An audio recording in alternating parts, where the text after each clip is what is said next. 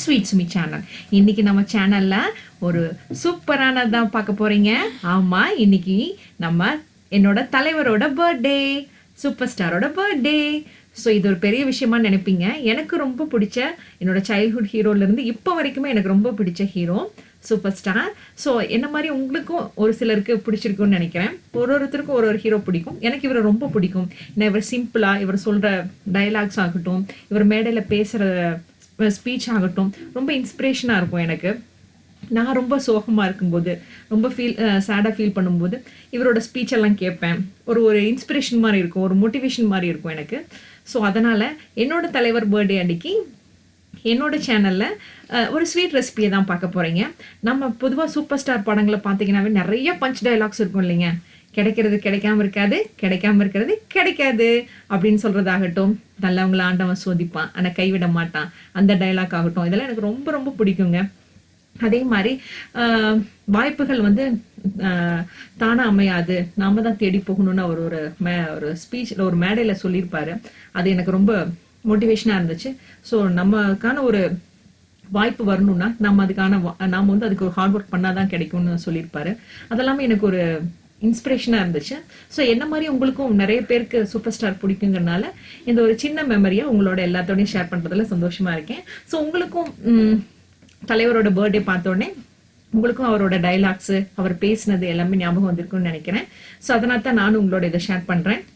So எனக்கு பிடிச்ச மாதிரி உங்களுக்கும் நிறைய பேர் பிடிச்சிருக்கும். அதில் எனக்கு முக்கியமாக இந்த டைலாக் ரொம்ப பிடிக்குங்க. கஷ்டப்படாம எதுவும் கிடைக்காது, அப்படி கஷ்டப்படாம கிடைச்சது என்னைக்கும் நிலைக்காது அப்படின்னு அண்ணாமலையில சொல்லியிருப்பாரு. செம்மையா இருக்குங்க.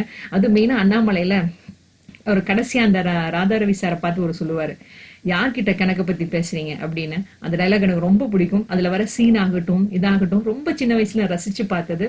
ஸோ அதனாலதான் என்னோட சின்ன வயசு மெமரியை உங்களோடையும் ஷேர் பண்றேன். இப்போ வரைக்கும் எனக்கு ரொம்ப பிடிச்ச ஹீரோ. ஏன்னா அவரோட அது சிம்பிளா சூப்பரா இருக்கும். டைலாக்ஸ் ஆகட்டும், அவர் வெளியில மேடையில பேசுறதாகட்டும், சினிமால ஆகிறதா இருக்கட்டும், எனக்கு ரொம்ப பிடிச்ச ஹீரோ. ஸோ இந்த மாதிரி உங்களுக்கு யார் யார் பிடிக்கும்னு சொல்லுங்க எனக்கு கமெண்ட்ல. ஸோ இப்போ வாங்க தலைவர் பர்த்டே ஸ்பெஷல் விதமா நம்ம சேனல்ல ஒரு ஸ்வீட் ரெசிபியை பார்க்கலாம். ஸ்வீட் சுமி சேனல்ல தலைவர் பர்த்டே ஸ்பெஷலா ஒரு ஸ்வீட் ரெசிபியை தான் பார்க்க போறீங்க. வாங்க அது என்ன ரெசிபின்னு வீடியோக்குள்ள பார்க்கலாம். இப்போ வீடியோக்குள்ள போறதுக்கு முன்னாடி ஆஸ் யூஷுவல் நான் சொல்றதாங்க, நீங்க என்னோட இன்ஸ்டாகிராம் ஐடியும் பிக்சரையும் பார்த்துக்கோங்க. ஏன்னா நீங்க என்னோட இன்ஸ்டாகிராம் ஐடியும் பிக்சரையும் பார்த்தீங்கன்னா தான் நான் அதுல போடுற எல்லா போஸ்டையும் பார்த்து நீங்க அப்டேட்டா ஃபாலோ பண்ண முடியும். அதுல நான் இப்போ வீடியோ அப்லோட் பண்றேன்னா அதுல இன்ஸ்டாகிராம்லயும் போட்டிருப்பேன். நீங்க இன்ஸ்டாகிராம்ல ஃபாலோ பண்ணீங்கன்னா நான் என்ன வீடியோ போடுறதை நீங்க தெரிஞ்சுக்கலாம். ஸோ அதனால தான் என்னோட நேமும் அதோட பிக்சரையும் உங்களுக்கு ஆட் பண்ணியிருக்கேன். நான் டிஸ்கிரிப்ஷன் பாக்ஸ்லயும் என்னோட இன்ஸ்டாகிராம் ஐடியை கொடுக்குறேன். ஸோ நீங்க அதையும் பார்த்தும் நீங்க ஃபாலோ பண்ணிக்கலாம். இப்போ வாங்க தலைவர் பர்த்டே ஸ்பெஷலான இன்னைக்கு ஒரு ஸ்வீட் ரெசிபியை பார்க்கலாம். அது என்ன ஸ்வீட் ரெசிபின்னு பார்க்கலாம். அது என்ன ஸ்வீட்னா ரவா கேசரி தான். அந்த ரவா கேசரியில என்ன புதுசா பண்ண போற? ஆஸ் யூஷுவல் எல்லார் வீட்லயும் ஏதோ ஒரு ஃபங்க்ஷன் பண்றது தானே, யாராவது கெஸ்ட் வந்தா பண்றது தானே. அதுல என்ன ஸ்பெஷலா பண்ண போற அப்படின்னு பாக்குறீங்களா? இப்போ வாங்க அதுல என்னென்ன ஸ்பெஷலா இன்கிரீடியன்ட் போட்டிருக்கேங்கிறதுக்கு. இப்போ பாருங்க, ரவா கேசரி செய்யறதுக்கு இந்த மாதிரி ஒரு கப்பில் நான் இந்த கப் மெஷர்மெண்ட்ல நான் ஃபர்ஸ்ட் வந்து ரவை எடுத்துக்கிறேன். இந்த கப்பில் ஒரு கப் வந்து ரவை எடுத்துக்கிறேன்.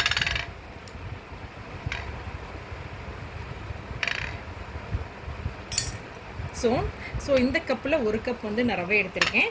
சேம் இதே கப் அளவுக்கு வந்து நான் சர்க்கரை எடுத்துக்கிறேன்.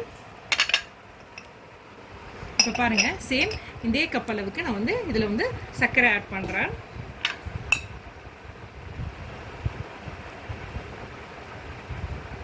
இப்போ ஒரு கப் ரவைனா ஒரு கப் வந்து நான் சுகர் எடுத்திருக்கேன். அதுக்கப்புறம் இதுக்கு தேவையான பொருட்கள் பார்த்தீங்கன்னா ஒரு கப் ரவை, ஒரு கப் சுகர், அதுக்கப்புறம் ஏலக்காய் தூள்னு சொல்லுவோம்ல அது வந்து 1 டேபிள் ஸ்பூன், கீ வந்து பார்த்தீங்கன்னா ஒரு 5 டேபிள் ஸ்பூன் எடுத்து வச்சுருக்கேன்.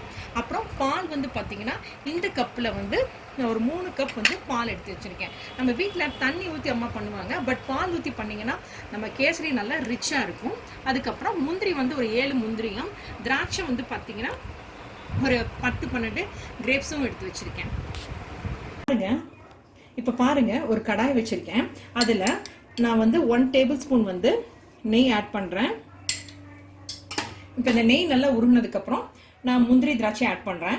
நல்லா சூடானதுக்கப்புறம் நான் எடுத்து வச்சிருந்த அந்த 7 முந்திரியும் இந்த மாதிரி உடைச்சு போடுறேன்.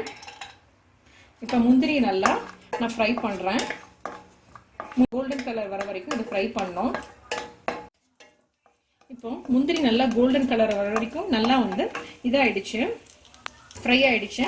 இதுக்கப்புறம் நான் வந்து இந்த ட்ரை உலர்ந்த திராட்சையை ஆட் பண்ணுறேன். இது வந்து நல்லா வந்து இதுவும் நல்லா ஃப்ரை ஆகும். நல்லா அந்த பலூன் மாதிரி வரும் பாருங்கள், அந்த அளவுக்கு வரைக்கும் இது வந்து நம்ம ஃப்ரை பண்ணோம். இப்போ பாருங்கள் முந்திரி திராட்சை நல்லா வந்து செவந்து வந்துருச்சு. இப்போ நல்லா ஃப்ரை பண்ணிட்டேன். இப்போ இதை வந்து நான் வந்து ஒரு பவுலில் மாற்றிடுறேன். முந்திரி திராட்சையை ஃப்ரை பண்ணதை இந்த பவுலில் மாற்றி வச்சுருக்கேன். அடுப்பு பற்ற வச்சு திரும்ப ஒரு 1 டேபிள் ஸ்பூன் நெய் போட்டு 1 டேபிள் ஸ்பூன் நெய் போடுறேன். போட்டு ரவையை வந்து நான் வந்து வறுக்க போகிறேன். இப்போ பாருங்கள் நெய் நல்லா வந்து உருக்கிடுச்சு. இப்போ நான் எடுத்து வச்சுருந்தேன் இந்த 1 கப் ரவையை போட்டு நல்லா வந்து இந்த நெய்யில் வந்து நான் வந்து ஃப்ரை பண்ண போகிறேன். இப்படி நெய்யில் வறுத்துட்டு பண்ணிங்கன்னா கேசரி நல்லா சுவையாக வரும். பாருங்கள், 1 டேபிள் ஸ்பூன் நெய் ஊற்றி அந்த 1 கப் ரவையை போட்டு சிம்மில் வச்சு நீங்கள் ரவையை வருங்க. இது நல்லா வந்து ஒரு கோல்டன் கலர் வர வரைக்கும் நம்ம வந்து இது வறுக்கணும். பாருங்கள், உங்களுக்கு வீடியோவில் தெரியுதான்னு தெரியல. இப்போ வந்து ரவை வந்து நல்லா வந்து செவந்து வந்திருக்கு. இப்போ இந்த ஸ்டேஜில் நான் ஏற்கனவே மெஷர் பண்ணி வச்சுருந்தேன் பார்த்தீங்களா, அந்த 3 கப் பாலை வந்து இதில் ஆட் பண்ண போகிறேன். பண்ணி இதை வந்து நீங்கள் நல்லா மிக்ஸ் பண்ணணும், கட்டி இல்லாமல். ஏன்னா கட்டி நின்றுடுச்சுன்னா நல்லா இருக்காது. இந்த கட்டியெல்லாம் நல்லா வந்து நீங்கள் ஸ்மாஷ் பண்ணி விட்ருங்க. இந்த ரவை வந்து நல்லா வந்து இந்த ரவை பால் நல்லா வெந்திருக்கு. இது ரொம்ப ட்ரையாக இருக்கு. முன்னாடியே நீங்கள் அளந்து வச்சுருந்த அந்த 1 கப் சர்க்கரை இருக்குது பாருங்கள், அதையும் போட்டு நல்லா மிக்ஸ் பண்ணிக்கோங்க. இந்த சர்க்கரையும் போட்டு நான் நல்லா மிக்ஸ் பண்ணிட்டேன். இது மிக்ஸ் பண்ணதுக்கப்புறம் நீங்கள் வந்து அந்த ஏற்கனவே ஃபஸ்ட்டு நெய்யில் வறுத்து வச்சுருந்தீங்க பார்த்தீங்களா, அந்த முந்திரி திராட்சை அதையும் போட்டு நல்லா மிக்ஸ் பண்ணிக்கோங்க. இப்போ பாருங்கள், நான் முந்திரி திராட்சை வறுத்ததையும் போட்டு நல்லா மிக்ஸ் பண்ணிட்டேன். நான் கேசரி கலர் ஆட் பண்ணலையே நீங்கள் நினைக்கலாம். ப்ளீஸ் தயவு செஞ்சு நீங்கள் வந்து அந்த கேசரி கலர் ஆட் பண்ணாதீங்க. ஏன்னா அதில் நிறைய கெமிக்கல்ஸ் மிக்ஸ் பண்ணுறாங்கன்னு நிறைய இப்போ நான் படித்தேன். ஸோ நம்ம எவ்வளோக்கு எவ்வளோ அந்த மாதிரி ஃபுட் கலர்ஸ் அவாய்ட் பண்ணுறோமோ அவ்வளோக்கு எவ்வளோ நல்லது நமக்கும் நம்ம பிள்ளைங்களுக்கும். பாருங்கள், முந்திரி திராட்சை ஆட் பண்ணதுக்கப்புறம் இந்த எடுத்து வச்சுருந்த இந்த 1 டேபிள் ஸ்பூன் ஏலக்காய் பொடியை இதில் ஆட் பண்ணுறேன். மிக்ஸ் பண்ணுறேன். நெய்யை ஊற்றி 1 டேபிள் ஸ்பூன் நெய்யை ஊற்றி திரும்ப இந்த மாதிரி மிக்ஸ் பண்ணிவிட்டு நீங்கள் ஒரு லிட்டை வச்சு க்ளோஸ் பண்ணிவிடுங்க. இந்த மாதிரி லிட்டை வச்சு இப்படி க்ளோஸ் பண்ணிவிடுங்க. 2 நிமிஷம் கழித்து ஒரு 5 நிமிஷம் கழித்து ஓப்பன் பண்ணிங்கன்னா நம்ம கேசரி ரெடி. இதை நீங்கள் க்ளோஸ் பண்ணுறதுக்கு முன்னாடி நீங்கள் கொஞ்சமாக கையில் எடுத்து இப்படி பார்க்கணும். ஒட்டுதுன்னா இன்னும் அது சரியான பதத்துக்கு வரலின்னு அர்த்தம். திரும்ப அடுப்பை சிம்மில் வச்சுட்டு ஒரு லிட்டை வச்சு க்ளோஸ் பண்ணிவிடுங்க. ஒரு 5 நிமிஷம் கழித்து லிட்டு ஓப்பன் பண்ணிங்கன்னா திரும்பவும் எடுத்து கையில் எடுத்து ஒட்டாமல் வந்துச்சுன்னு பார்த்தீங்கன்னா நம்ம கேசரி ரெடி. ஒரு 5 நிமிஷம் ஒரு 2 நிமிஷம் வந்து நான் வந்து அந்த கடாயை ஒரு லிட்டு போட்டு க்ளோஸ் பண்ணி வச்சுட்டேன். இப்போது ஓப்பன் பண்ண போகிறேன். நீங்கள் ஓப்பன் பண்ணி பார்க்கும்போது திரும்பவும் வந்து அது அந்த கேசரி வந்து கையில் எடுத்து பாருங்கள். இப்படி ஒட்டாமல் வந்துச்சுன்னா கையில் அது காமிக்கும். இப்போ பாருங்கள், கையில் இப்படி ஒட்டாமல் வந்துச்சுன்னா நம்ம கேசரி ரெடின்னு அர்த்தம். இப்படி கையில் எடுக்கும்போதே நம்ம எடுத்து பார்க்கும்போது கையில் ஒட்டாமல் வந்துச்சுன்னா நம்ம கேசரி ரெடி. இப்போ பாருங்கள், நம்ம கேசரி ரெடி. சூப்பராக இருக்கா. இதை வந்து ஃபுட் கலர் இல்லாமல் பண்ணியிருக்கேன். நீங்களும் இந்த ரெசிபியை இந்த மாதிரி ட்ரை பண்ணி பாருங்கள். இந்த மாதிரி பால் ஊற்றி பண்ணனால ரொம்ப ரிச்சாக வந்திருக்கு. சேம் நம்ம வீட்டில் பண்ணுற மாதிரி தான். ஒரே ஒரு இன்க்ரீடியன்ட் மட்டும் சேஞ்ச் பண்ணியிருக்கேன், பால் ஊற்றிருக்கேன். அது மட்டும் இல்லாமல் ஃபுட் கலர் இல்லாமல் பண்ணியிருக்கேன். இப்போ நான் இதை டேஸ்ட் பண்ணி பார்த்து எப்படி வந்திருக்குன்னு சொல்கிறேன். டேஸ்ட் பண்ணி பார்த்தேன், இப்போ சூப்பராக வந்திருக்குங்க. ரொம்ப ரிச்சாக வந்திருக்கு.